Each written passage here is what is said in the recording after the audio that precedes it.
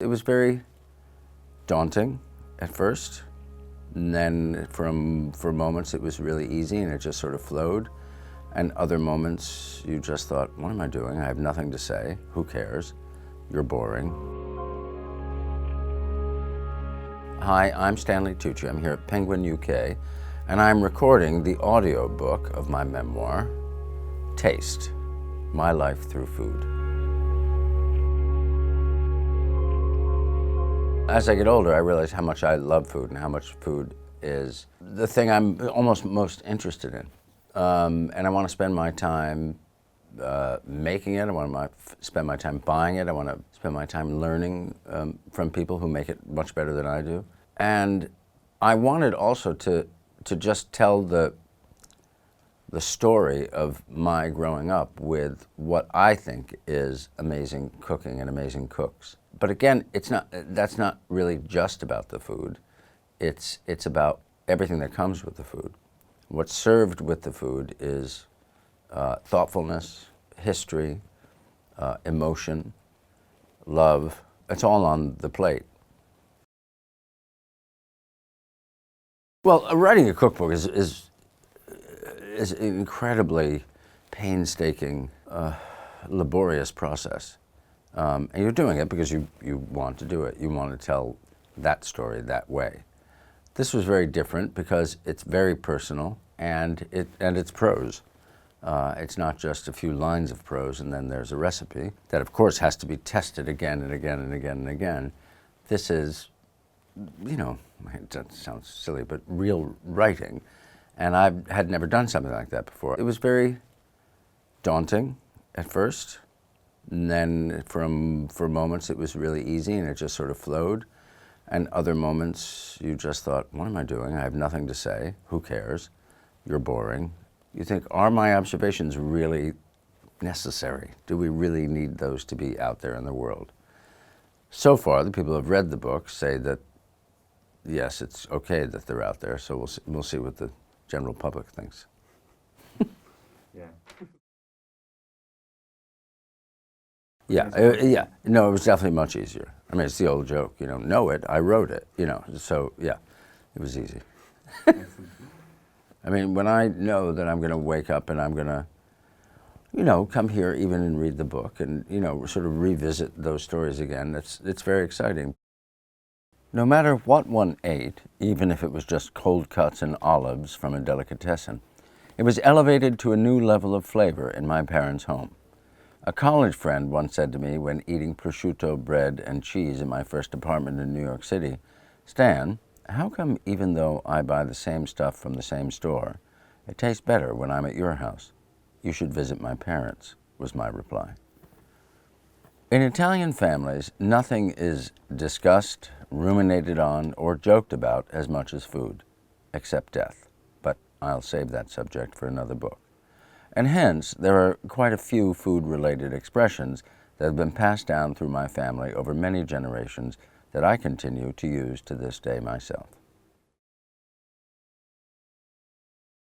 It depends on what you're doing. I mean, certain films or plays or whatever, it require more research and more observation, more time alone to create that person.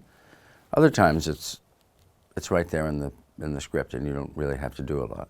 If you're playing someone who, is a real person, then you do your best to sound the way they sounded. But then sometimes it's about, if it's written with a certain accent, maybe it isn't written with a certain accent, and you think, you know what, I think this accent should be this. I think the key thing is not to get mired in it. For instance, when I did Julie and Julia, so Meryl is playing Julia Child, and Julia Child has a very specific way of talking, and Meryl got it perfectly. But Paul Child, her husband, had, by all accounts, a Boston Brahmin accent, which is quite a broad, strong accent. But I chose not to do it at all, because no one knew what Paul Child sounded like. He wasn't the guy in front of the camera. And also, what you'd have are basically two competing accents, in a way. And there's no point to it. It's her movie. It's her show. If I'm sitting there, you're like, why is he talking like that? What is that? Who cares? It doesn't matter. The most important thing was the emotional truth of him. It's okay if we don't do the Boston accent. Just be stumbling over it all the time. Well, we did, when we ate oysters, in the scene where we had to eat oysters, it was actually supposed to be a French bistro, but we were actually filming in Brooklyn. We really ate a lot of oysters. I mean, we actually really ate them. And at first they served us, you know, fake wine. But then we said, no, we can't have fake wine, we have real wine. So we had that. Yeah, that was nice. And then we were in Paris for 10 days. We'd go out to dinner and stuff like that a few times whenever you could. And that was quite nice. I did attempt, I made some of them at home. I made her boeuf bourguignon, which was the longest process I've ever. There are recipes now that are much easier than that one, believe me, that taste equally as good and don't have as much butter. Meryl and I cooked blanquette de veau one night, which actually turned out really well. I talk about it in the book, and it actually turned out really, really well. But I just sort of went through the book. I cooked a few different things. I don't really remember, but you know, just looked through the book, because it was my mom's copy of the book that I had. It just helps you familiarize yourself with Julia Child, because you know, she's in that book. She is that book. And you see the painstaking amount of work that went into it. It's really very impressive. Because I made this food movie a long time ago called Big Night, it sort of was my entree into the food world. We really made it the way we wanted to make it, which was, you know, it has a very ambiguous ending. There are substantial parts of it that are in Italian with subtitles. It doesn't have your sort of normal plot. There's no real villain, I suppose. It plays against a lot of the Hollywood norms. And the only reason that happened is because the producers, the guys who made it, just left us alone. They weren't really interested. They gave us the money and they didn't really care what we were doing, which I think was a gift in the end. I really started to learn how to cook from that moment when I started studying with a guy named Johnny Scapin, who helped me with research and everything like that. He taught me how to cook the frittata. He taught me how to make risotto and you know, a number of things. And so yeah, my interest in food and the way I started cooking was distinctly different, because I cooked before, but I wasn't really anything.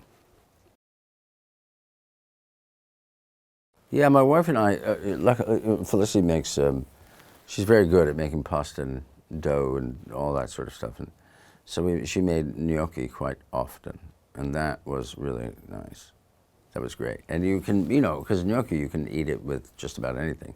Just with pesto, or pesto and green beans, or, you know, with shrimp, or with langoustine, or with tomato, or with whatever. I mean, it's just like the greatest thing in the world. Well, thank you for watching. What do I say now? You can get my new book, Taste, by clicking the link below in the description. You can get my new book, Taste, by clicking on the link below there.